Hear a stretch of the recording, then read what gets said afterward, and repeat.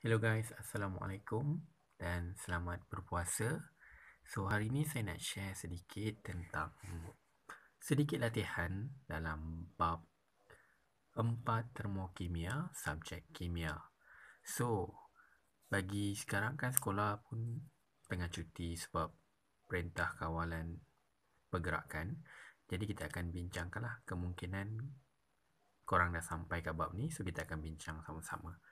So, apa yang penting dalam bab termokimia ni, kita kena faham subjek termokimia ni adalah tentang perubahan haba. Jadi kita akan belajar tentang perubahan haba dalam bab ini. Jadi soalan-soalannya pun akan kena mengena tentang perubahan haba. Kalau kita tengok soalan yang pertama, kalau kita tengok Rajah 1 menunjukkan gambar rajah profil tenaga. Ini adalah gambar rajah profil tenaga, di mana y-axis dia adalah tenaga, x-axis dia tak ada apa-apa. So, jadi awak kena faham dan hadam gambar profil tenaga ni. Kalau disuruh lukis, dah tahu dah cara nak lukis. Dan ada dua tipikal bentuk dia. Bentuk yang pertama seperti ini. Dia akan macam tangga, turun tangga. Bila dia turun tangga, dia adalah tindak balas exothermic. Kalau naik tangga, dia adalah tindak balas endothermic. Saya akan tunjukkan macam mana naik tangga. Okey, ini adalah gambar rajah contoh tindak balas endothermic. Bila kita lukis profil tenaga, kena ingat dekat y-axis kena label tenaga. Okey, bila kita lukis graf dia graf dia adalah graf menaiki tangga. So, delta H, tenaga haba dia ialah positif. Dia adalah tindak balas endothermic. Okey, kalau kita balik kepada kita punya soalan ni, dia adalah turun tangga, nampak? Dia turun tangga daripada atas turun ke bawah. So, dia adalah tindak balas exothermic. Jadi dalam bab ni nak faham dia senang je, ada dua jenis tindak balas saja. Tindak balas exothermic dengan tindak balas endothermic.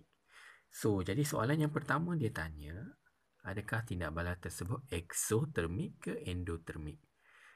Kalau dia bagi gambar profil tenaga macam ini, senang awak nak faham. Kalau nampak dia turun tangga, dia adalah exothermic. Lagi satu, tengok dia punya delta H dia, positif ke negatif. Dekat sini, walaupun dia exothermic, sepatutnya delta H dia adalah negatif. Tapi kat sini dia nak trick kita. Tak semestinya dia tak taruh negatif kat sini, kita anggap dia adalah endothermic. Ini adalah satu trik yang digunakan supaya kita tersilap. So, jangan silap kat sini. Tengok betul-betul, tengok tindak balas ni naik tangga ke turun tangga. Jadi, dia adalah tindak balas exothermic, iaitu tindak balas antara hidrogen dengan klorin gas membentuk hidroklorik asid.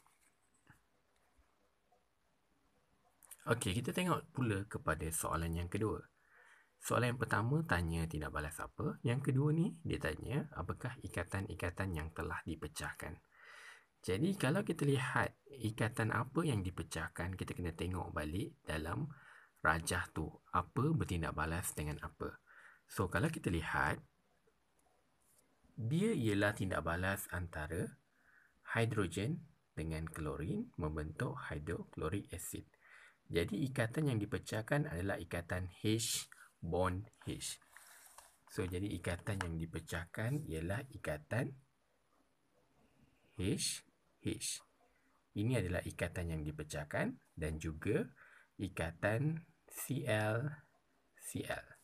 Itu adalah ikatan yang dipecahkan. So soalan tanya ikatan apa yang dipecahkan.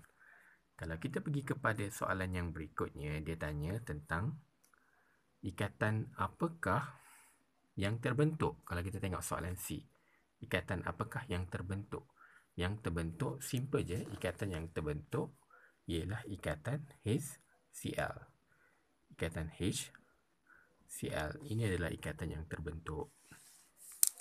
So, tak susah pun soalan dia, simple je.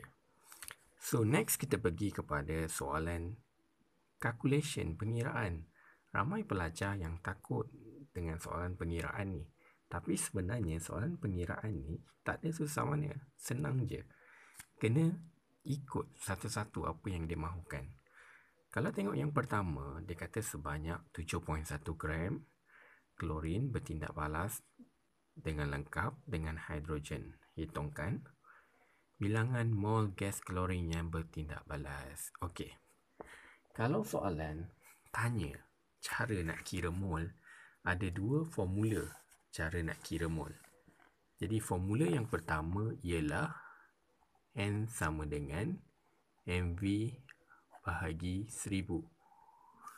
Ini adalah formula yang pertama. Nombor mol sama dengan kepekatan darab isi padu bahagi 1000. Selain itu, kita juga boleh gunakan formula nombor mol sama dengan jisim bahagi jisim molar. So, ada dua formula yang kita boleh gunakan. Nombor mol sama dengan kepekatan darabkan dengan isi padu bahagi dengan 1000, ataupun nombor mol sama dengan jisim bahagi jisim molar. Kalau dalam keadaan tadi, kita nak guna formula yang mana? Tengok balik soalan tadi. Okay. Bila kita tengok soalan ni, dia bagi apa? Kat sini dia dah bagi berat klorin. Dia dah bagi jisim atom relatif klorin. 35.5. Jadi, dia dah bagi berat. So, kalau formula ni, formula yang pertama, kalau bagi kepekatan dengan isi padu, boleh guna dia. Tapi, dalam soalan tadi, dia bagi jisim dah bagi, jisim molar relatif pun dah bagi. So, gunalah formula ini. So, macam mana nak buat? So, simple je. Jadi, apa yang awak perlu buat? Nombor mol sama dengan jisim klorin 7.1 gram. 7.1 bahagikan dengan jisim molar relatif dia 35.5. Betul ke 35.5? Salah, bukan 35.5. Ini kena darab 2. Sebab apa? Sebab dia gas klorin ni dia adalah dui atom. Dia ada 2. Saya akan tunjuk calculation dia. Okey. Macam inilah cara kira nombor mol klorin jisim bahagi jisim molar. Jisim dia adalah 7.1 gram. Bahagikan dengan 35.5 darab 2. Kenapa kena darab 2? Sebab klorin wujud dalam dui atom Cl2. Samalah juga dengan iodin. Contoh lagi grup 17 lah. Klorin, iodin, bromin. Itu semua adalah dui atom. So awak kena darab 2. Kalau awak tak darab 2 dah silap dah. So jangan buat mistake. Okey. So, next adalah soalan nombor 2 tu. Perubahan haba dalam Joule dalam eksperimen ini.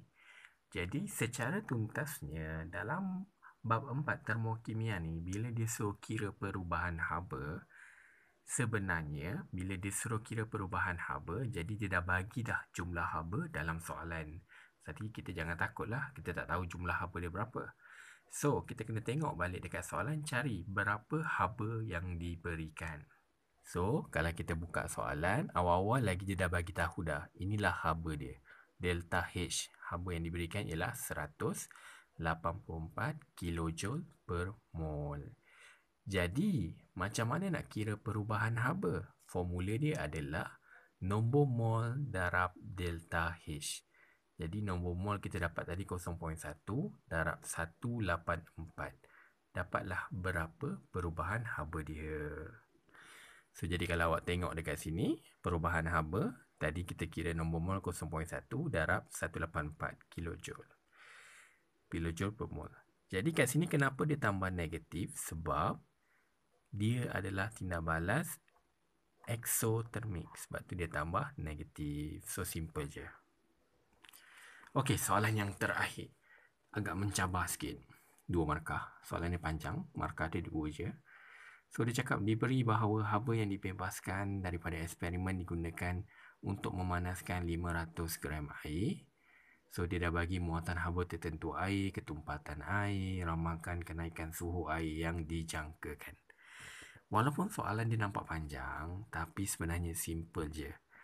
Salah satu formula basic yang kena hafal ialah Q sama dengan MC theta ataupun Q sama dengan MC delta T. Q tu sama dengan delta H. So, saya akan tulis sekejap ya. Jadi, dalam bab 4 ni ada 2 je formula yang penting. Abaikan gambar ni. So, formula yang pertama, perubahan haba sama dengan delta H darab nombor mol. Formula kedua yang penting awak kena ingat ialah delta H sama dengan MC delta T ataupun Q sama dengan MC theta. Ingat salah satu je, sama je. Delta H ialah perubahan haba ataupun delta H ialah haba, M ialah kita punya berat. Dalam kes ni berat air lah. Tak kisah kalau dia pakai solution, jadi berat solution. C ialah dia dah bagi dah selalu C. Muatan haba tentu air. Dia dah bagi dah spesifik. Kalau kat soalan nanti saya bagi tahu. Delta T adalah perubahan suhu. So, kena ingat ni. Delta H sama dengan MC delta T. Simple je. Jadi, berbalik kepada soalan kita. Kita dah hafal formula delta H sama dengan MC delta T. So, jadi mana M dia? Berat dia nak pakai berat apa? Berat dia ialah 500 gram air. So, ambil 500 gram. So, ini adalah berat dia. So, M kita dah dapat 500. Kita hafal formula tadi ialah delta H sama dengan M dah dapat 500. C kat sini, C dia adalah 4.2. Muatan haba tertentu air. 4.2. Delta T, soalan tanya, suruh cari delta T yang mana. So, delta H kita dah dapat tadi. Kita kira berapa delta H. Ada tadi dekat depan tu, dia dah bagi dah delta H berapa. So, kita boleh kira lah. Jadi, pengiraannya kita boleh simpulkan. Dekat sini, kenaikan suhu dia sama dengan 18400 bahagi 500 darab 4.2. Sama dengan 8.8 degree Celsius kenaikan suhu dia. So, macam mana boleh dapat ni? Sebab dia susun formula tu. So, kalau awak tengok. Okay. Mula-mula kita tahu formula dia adalah delta H sama dengan MC delta T kan. So, sekarang dia nak cari delta T. So, awak susun je lah. Delta T sama dengan delta H bahagi MC. Delta H kat depan tadi dia dah bagi. Delta H dia adalah 184 kilojoule. Awak kena darab dengan 1000. So, next, bahagikan M. Dia dah bagi 500 berat air. C dia dah bagi 4.2. So, sebab itulah boleh dapat jawapan macam gitu. Kan sama seperti yang kita kira kat sini. So, bila awak kira sama dengan 8.8 degree Celsius. Okay. Simple je untuk bab ni. So, jangan lupa ulang kaji. So, ingat formula yang penting. Formula dia adalah delta H sama dengan MC delta T. Untuk perubahan haba, awak darab delta H darab dengan nombor mol. Okay, simple je.